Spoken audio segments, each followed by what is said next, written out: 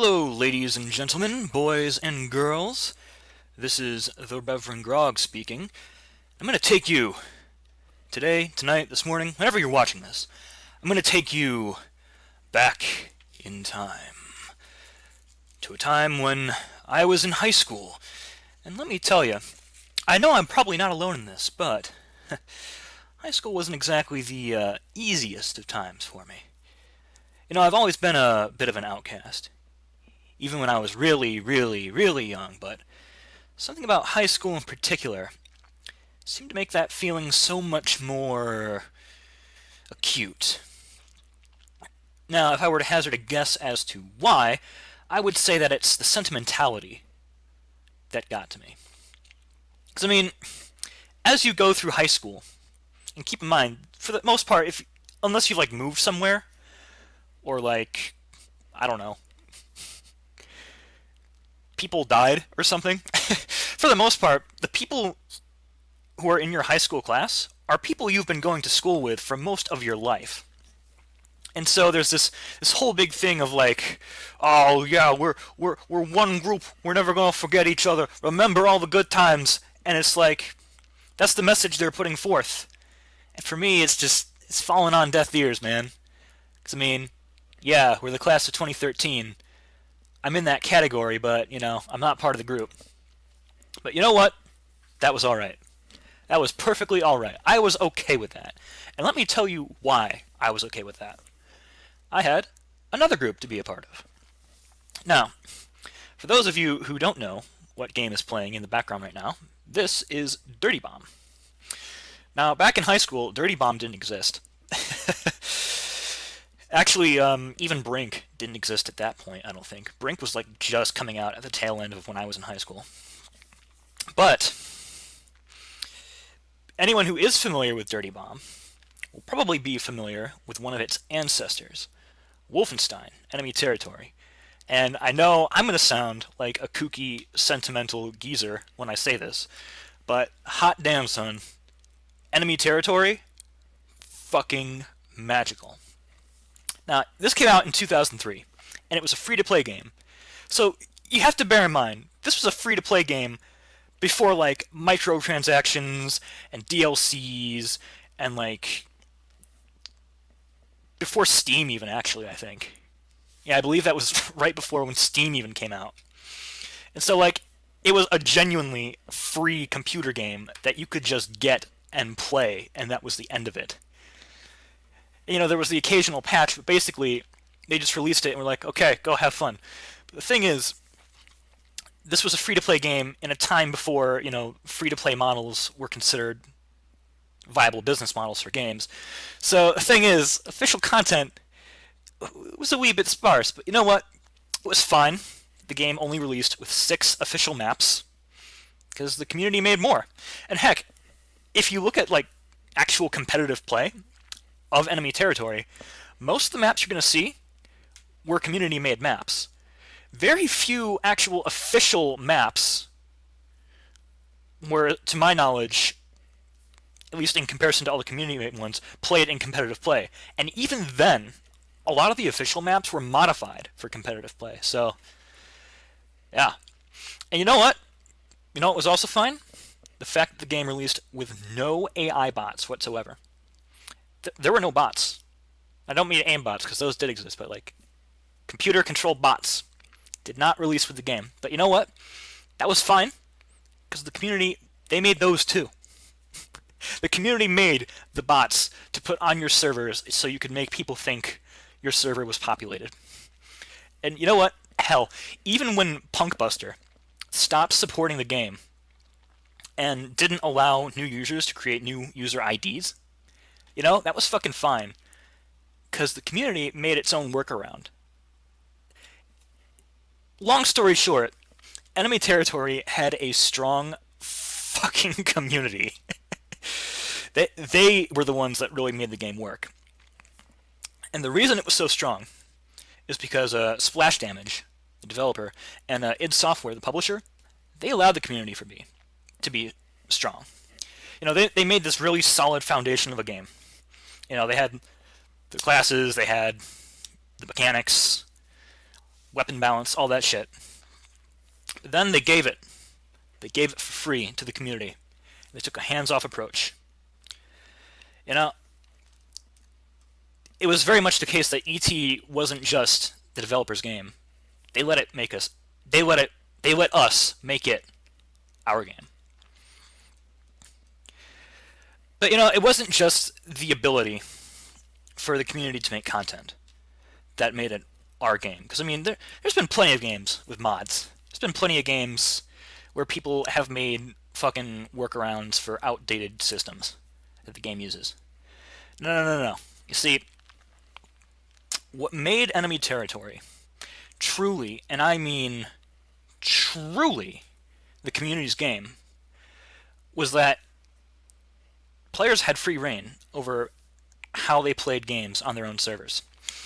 For example, getting back to my indulgent high school story, the community I played with had one server that could consistently get players.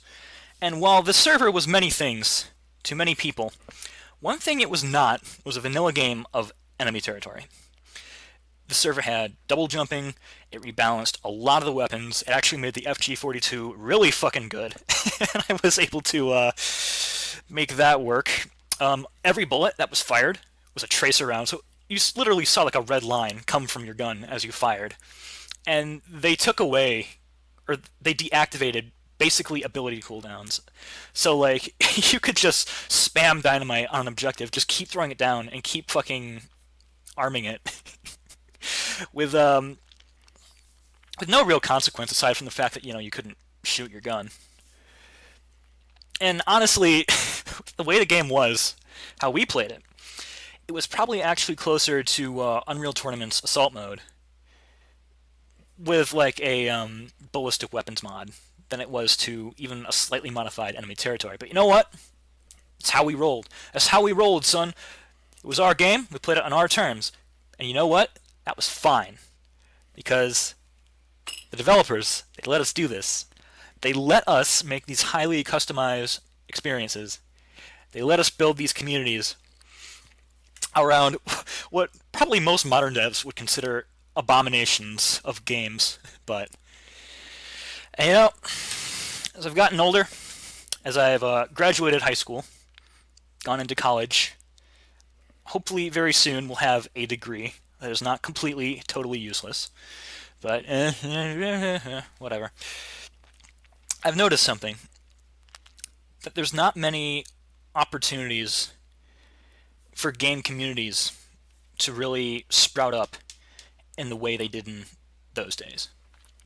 So, yeah, you still got stuff like fandoms where people make fan art and shit like that, but that's not what I'm talking about. I'm not talking about fandoms.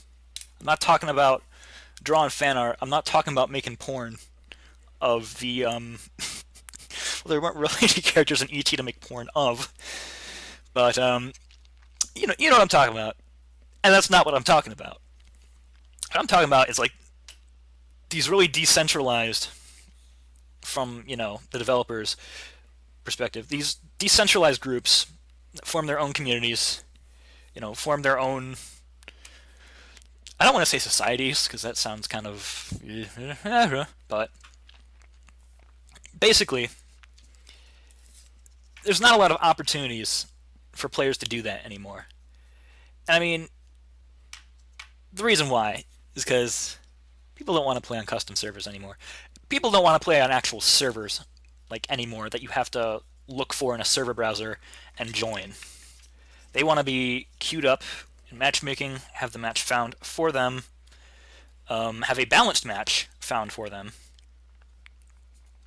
And, I'm not going to go the whole entitled gamer route because I think that's a pretty bullshit thing to think. I mean, we should hold content creators to high standards, unless of course that content creator is me, in which case I want you to be I want you to suck up to me as much as possible. No. But aside from the few holdouts, you've got TF2 and all the Mario Kart shit. You've got like CS:GO with the jump maps and the aim maps and surfing. But aside from those few holdouts from Valve, I can't really think of any modern game. Well, I should say contemporary. Modern has certain connotations to it, but I can't think of really many contemporary games that offer that same kind of experience. I don't know. Instead, as I've said, matchmaking is the order of the day. Now, let me make one thing fucking clear. On one on one hand, matchmaking, yeah, it makes a lot of fucking sense. It promises, more competitive matches. It's gonna match you up with people that are around your skill level. And something else it does, which kind of dovetails with the rise of esports, is that for the most part, from what I've seen, matchmaking tends to emulate the style the game is played at like the highest levels. It emulates the format, I should say, not the style. But like, if you queue up for a CS:GO lobby, like a competitive lobby, as opposed to a server, that's usually casual mode. But if you queue up for a CS:GO lobby, you're going to be in a 5v5 match. Starting cash at the first round of 800. Not spawning with armor, not spawning with defuse kit on CT. Played best of, well, yeah, best of 30, I guess. I was trying to think of the way to actually say that, but I guess it would be best of 30. So whoever gets 16. Only difference between a competitive matchmaking match in CS:GO and an actual pro match, aside from the fact that pro players may or may not be playing, is that the matchmaking matches won't go into overtime.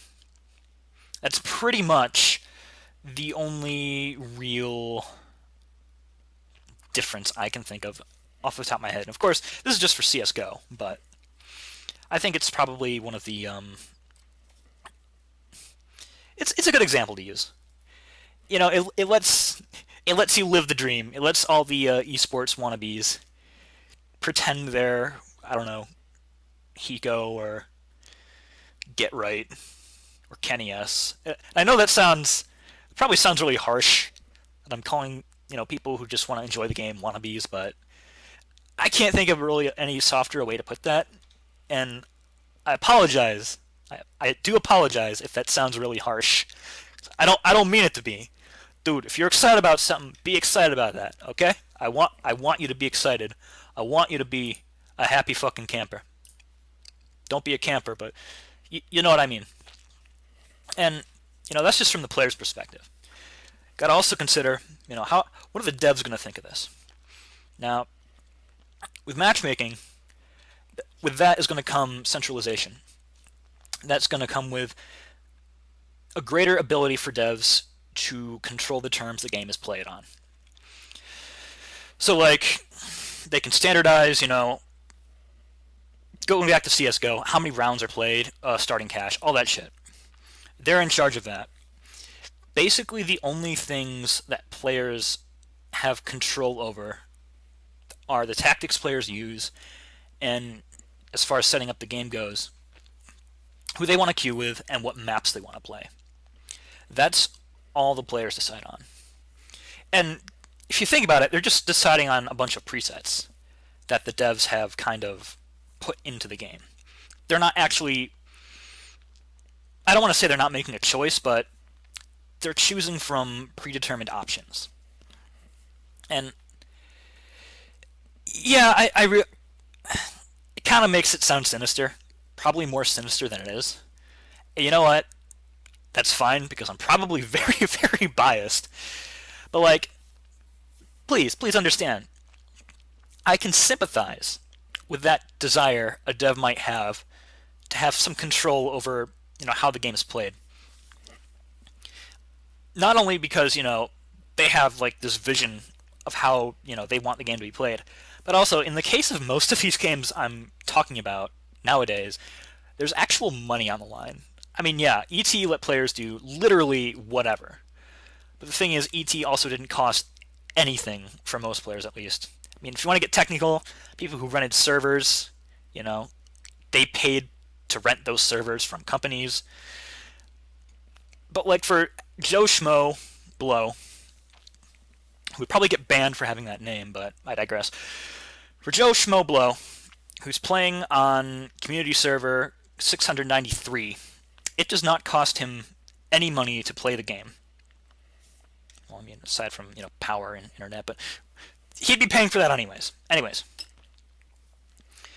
So there's more on the line for devs these days because free to play isn't.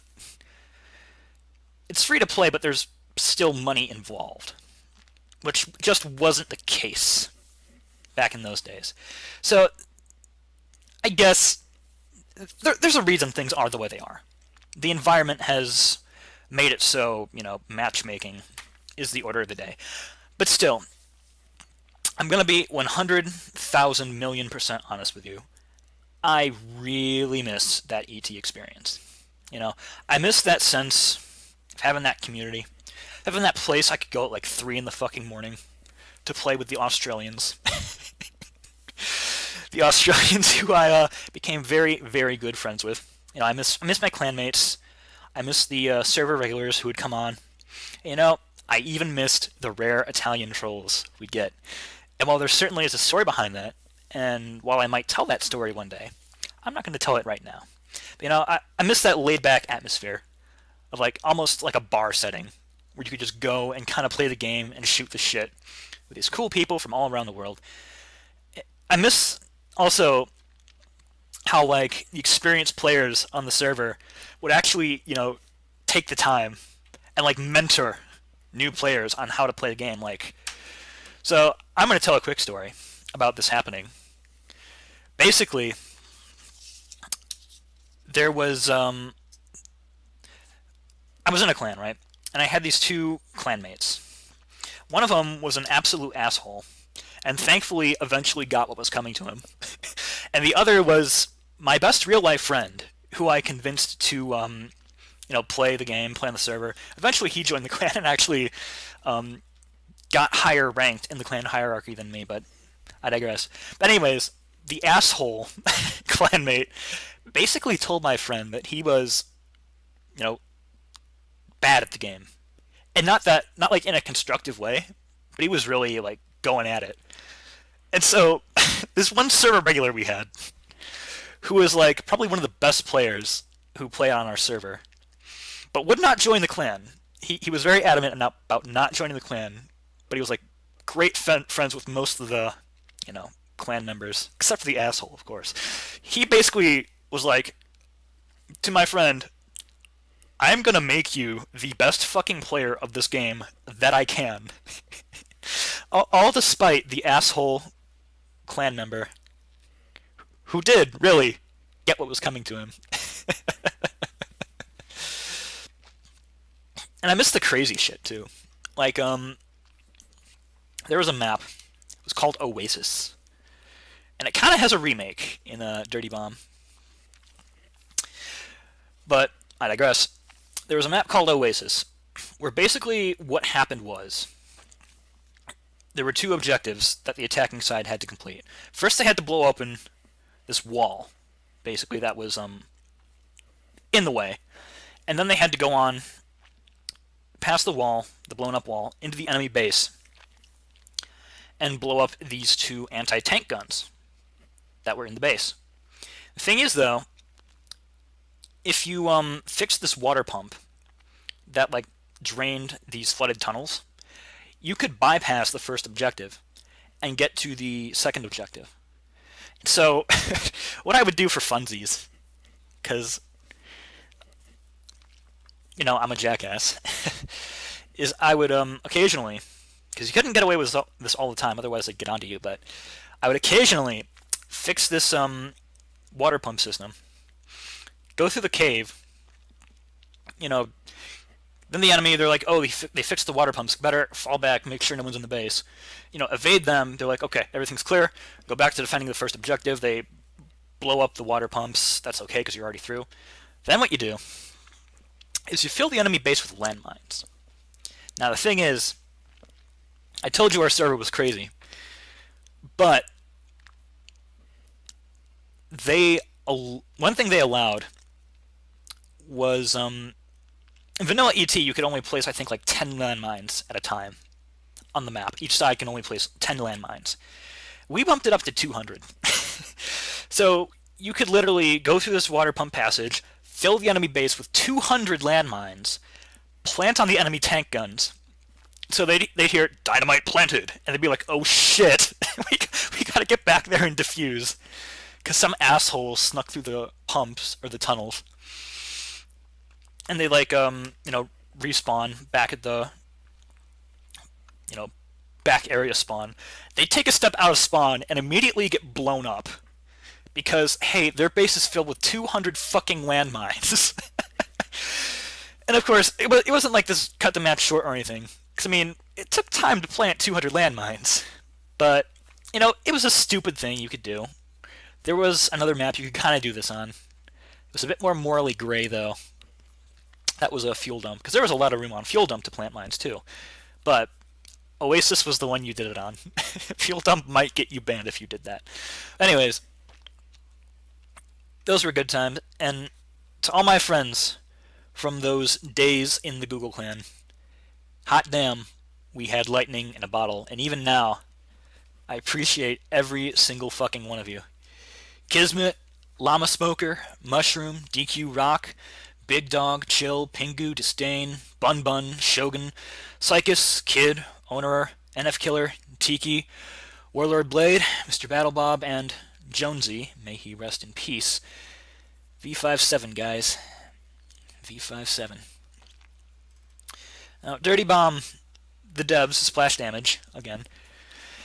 They said they're eventually going to release community servers for Dirty Bomb. I'm hoping they do. I'm really hoping they do. I'm hoping to get back into kind of that clan play. Because I really miss those days. Having a place to just, hang out with friends, shoot the shit, be a jackass, and hopefully get away with it. Anyways, that's all for today. See you guys next time.